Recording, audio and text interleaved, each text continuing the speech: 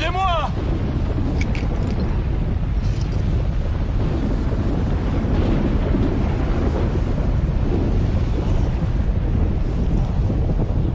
Au secours!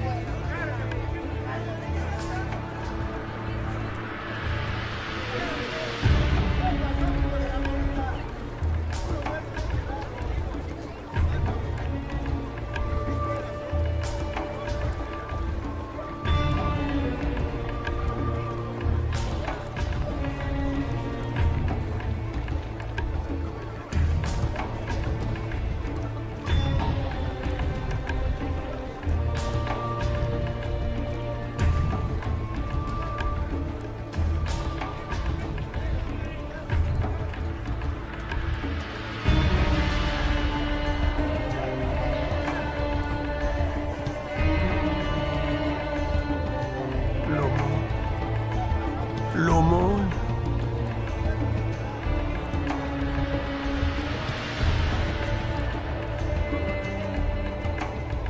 L'aumône. L'aumône. Comment oses-tu me toucher? Tu veux que je sois aussi sale que toi?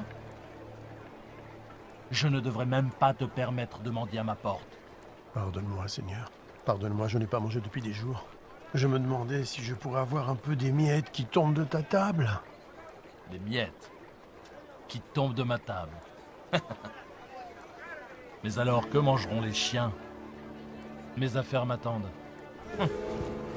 Brûlez-moi ça, c'est infecté.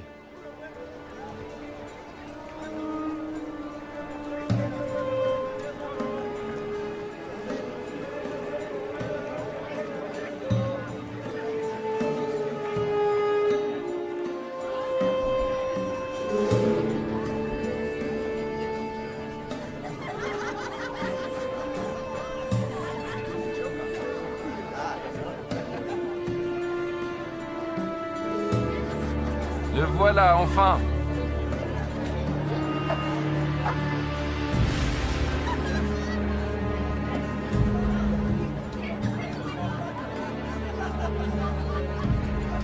Mon frère préféré. Que me veux-tu cette fois? Nous avons dépensé sans compter. Je le vois bien. Il y avait un homme riche qui était vêtu de pourpre et de fin lin et qui menait joyeuse et brillante vie. Un pauvre, nommé Lazare, était couché à sa porte, couvert d'ulcères et désireux de se rassasier des miettes qui tombaient de la table du riche.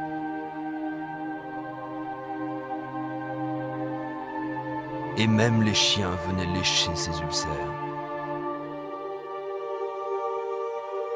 Oh. Oh. Oh. Oh. Dieu, aide-moi. Pourquoi? Pourquoi? Pourquoi?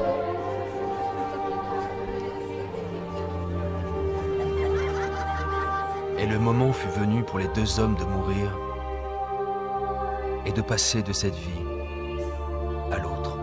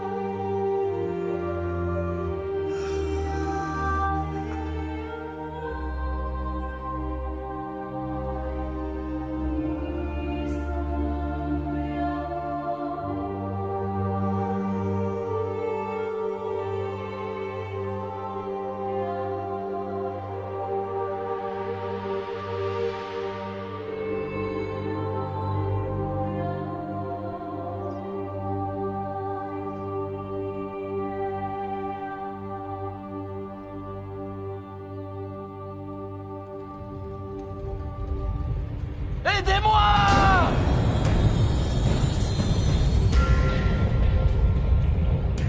Au secours!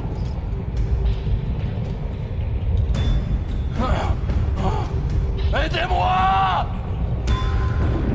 Ah!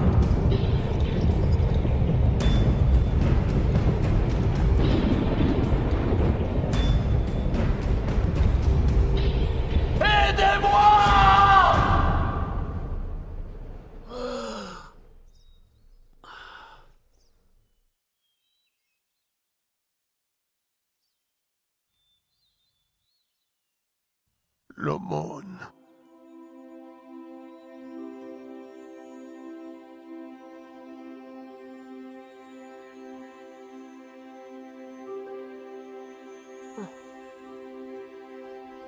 Bienvenue. Père Abraham. Oui. Oui, je suis Abraham. Ah, Bienvenue au paradis. paradis. Oui, Lazare. Paradis!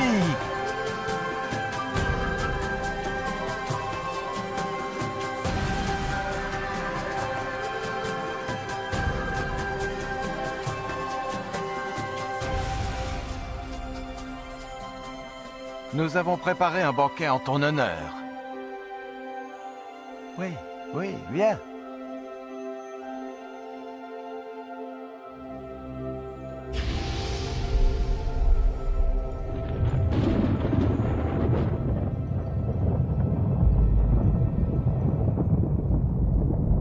Père Abraham! Père Abraham! Aie pitié de moi!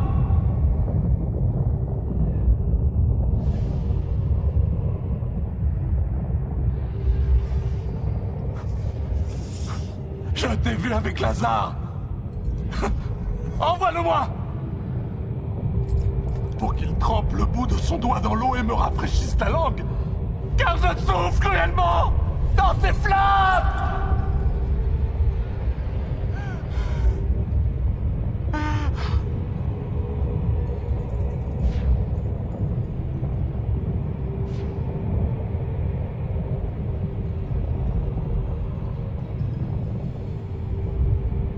Fils, souviens-toi que tu as reçu tes biens pendant ta vie. Et que Lazare a eu les maux pendant la sienne. Maintenant, il est ici consolé, et toi tu souffres. Je t'en prie! Je t'en prie! Par-dessus tout cela, il y a entre nous un grand abîme. Si quelqu'un voulait passer d'un côté à l'autre, il ne le pourrait pas. Et personne ne peut traverser de toi vers nous.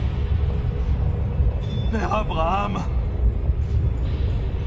il y a une chose que je veux te demander.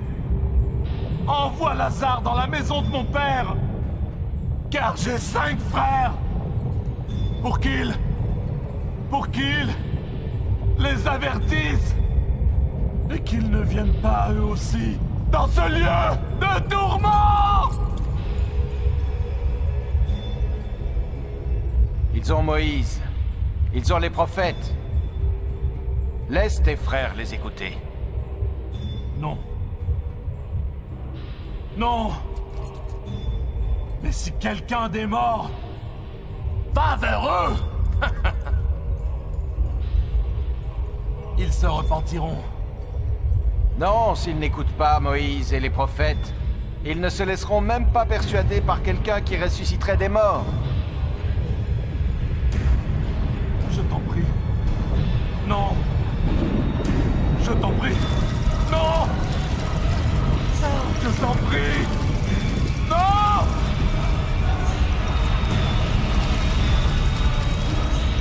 Non. Non.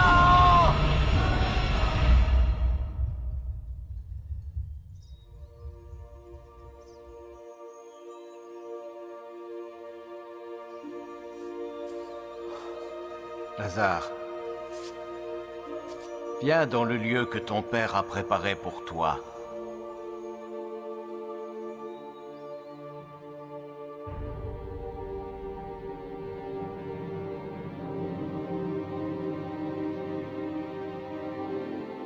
Maintenant, nous pouvons diviser ses biens. Nous serons tous riches. C'est ce qu'il aurait voulu. Où crois-tu qu'il soit maintenant? Il était riche dans cette vie. Je suis sûr qu'il l'est aussi dans l'autre.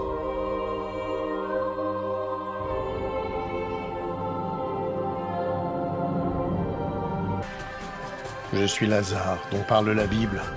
Vous en apprendrez plus sur moi et cette histoire dans Luc 16, chapitres 19 à 31. Qu'avez-vous appris de cette histoire? Comment pouvez-vous appliquer cette histoire à votre vie? Laissez-moi vous raconter certaines des choses que j'ai apprises de cette expérience.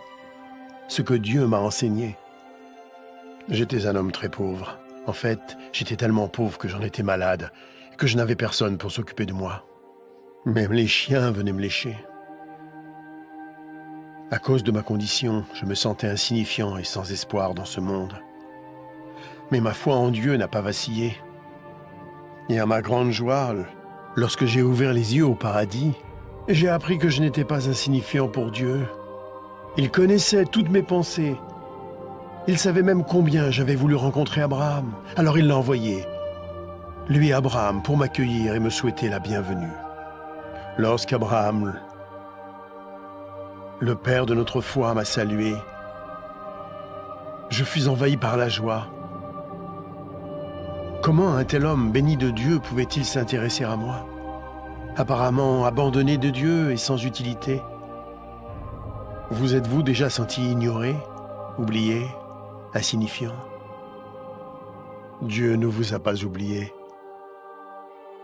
Où que vous soyez, qui que vous soyez, quels que soient vos problèmes, j'ai appris que personne n'était oublié de Dieu. Mon histoire prouve que rien ne peut nous séparer de l'amour de Dieu.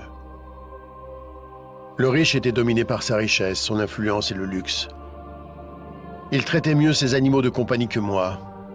Il aimait les biens de ce monde et en a profité pendant toute sa vie. Il y avait des jours où je me demandais si Dieu savait qu'il n'était même pas prêt à m'accorder les miettes qui tombaient de sa table. Je sais maintenant que Dieu regardait.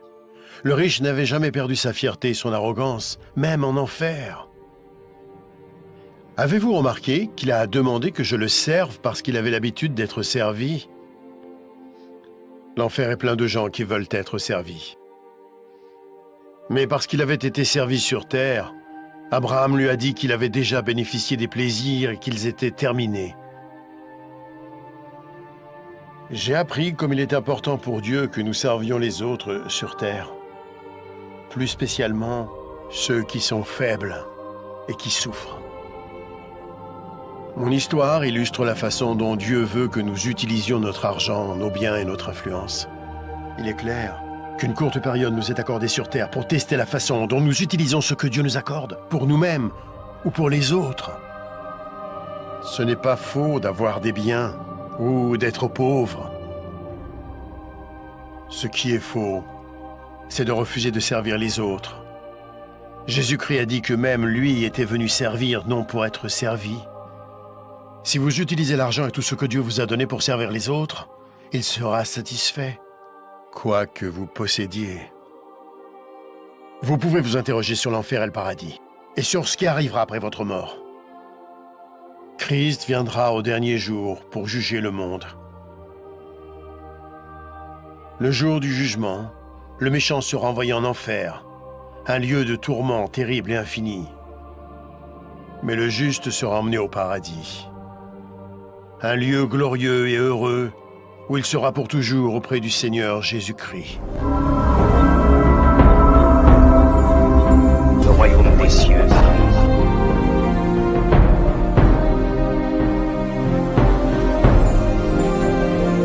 Repentez-vous, car le royaume des cieux est